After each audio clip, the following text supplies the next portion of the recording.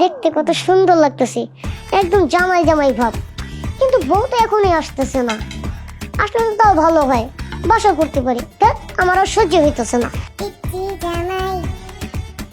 তুমি দিও না গো বাসর ঘরের বাতি নিভাইয়া, আমি অন্ধ। আই পিচ্ছি, তুমি আমার বাসর ঘরে কি করো? বউ তুমি আসছো? আর তুমি আমার বাসর ঘরে গান গাইতেছো কেন? তোমার কি লজ্জা শরম বলতে কিচ্ছু নেই? ছি ছি ছি ছি। এত দেরি করে আসলে কেন? জানো আর একটু দেরি করে আসলে আমার জানটাই বের হয়ে যেত। তুমি আমাকে বউ বলছো কেন? তুমি আমার সাথে মজা করতেছো না? অনেকক্ষণ মজা করছো, এখন আর মজা করতে হবে না। এখন যাও যাও, বাইরে চলে যাও। আর তোমার জামাইটা কই? আরে তুমি কান্না করতেছো কেন? আরে বাবা কান্না করছো কেন সেটা তো বলবে। কান্না করবো না তো কি করবো? তুমি আমাকে বাবু বললা কেন? আমি তো তোমার জামাই। এখন কিন্তু আমি রেগে যাচ্ছি। তুমি আমার জামাই হতে যাবে কেন? তুমি আমাকে আর ডিস্টার্ব করো না তো। এখন যাও, সকালে তোমাকে আমি ললিপপ কিনে খাওয়াবো।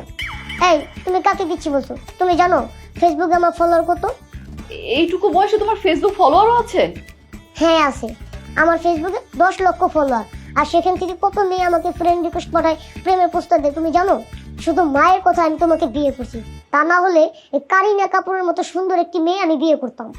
ও আচ্ছা, তাই বুঝি। আমার কথা তোমার বিশ্বাস হচ্ছে না? তাহলে তুমি জানোই না আমার টিকটকে 2 মিলিয়ন ফলোয়ার, আর তোমার টিকটকে কত মিলিয়ন ফলোয়ার দেখি তো।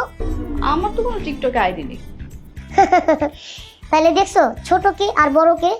আমি তোমার থেকে অন্য দিক থেকে অনেক বড়। এই শোনো, দুধের সাথে কিন্তু জামাইকে মিষ্টি পানও খাওয়াতে হয়, সেগুলো আনছো? না না না, পান তো নিয়ে আসিনি। আর দুধ তোমাকে খাওয়াবো কেন? এটা তো আমার জামাইকে আমি খাওয়াবো। আরে আমি তোমার জামাই, আসো না দুজনে মিলে বাসরটা তাড়াতাড়ি ছেড়ে ফেলি। এই ছেলে, তুমি আমার জামাই হতে যাবে কেন?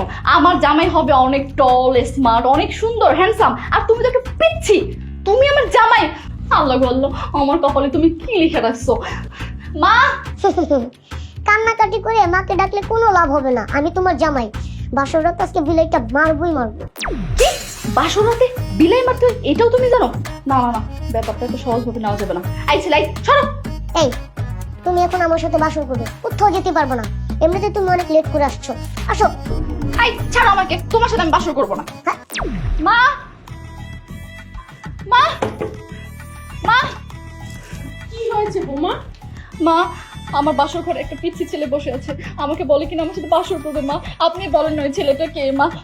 ও আমার রাঙাবো, রাত তো অনেক হয়েছে, চলো না এবার বাসর ঘরে যাই। মা মা দেখেন না, ওই যে আসছে। মা আপনি আমাকে বাঁচান, মা কিছু একটা করেন। মা! মা, ও মা, আমার বউ তোমার কাছে লুকাইছে কেন? আমার কাছে দাও, আসো বাসর ঘরে যাই। আচ্ছা আচ্ছা ঠিক আছে। কি মা, আপনি ঠিক আছে বলছেন কেন? আর আমার জামাই কই? আমি এই পিচ্ছির সাথে কেন বাসর করব? বৌমা, কারণ হচ্ছে এই এই ছেলেটাই হচ্ছে তোমার স্বামী। কি? আবারও পিচ্ছি জামাই? মা আমার মাথাটা ঘুরতেছে। মা অসম্ভব, আমি এই পিচ্ছি জামাইয়ের সাথে সংসার করতে পারবো না। মা সম্ভব না। মা মা শোনো, এখন তো আর আমাদের হাতে কিছু নেই বলো।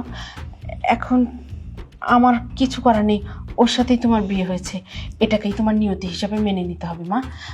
আর ও এখন তোমার স্বামী, ওর সাথেই তোমার সংসার করতে হবে। সম্ভব না মা, কোনোভাবেই সম্ভব না। আমি এই পিচ্ছি জামাইয়ের সাথে জীবনেও সংসার করতে পারবো না। মা আমাকে মাফ করে দিন। মা মা তুমি আমার কথাটা শোনো মা, তুমি তো সবই জানো, সবই বুঝো, এখন তোমাকে আমি আর কি বলবো? এই ছাড়া আমাদের আর কোনো উপায় ছিল না। তুমি রাগ করো না মা, এখন তুমি ওকে স্বামী হিসেবে মেনে নাও। আর এখন অনেক রাত হয়ে গেছে, এখন যে তোমরা শুয়ে পড়ো মা, যাও।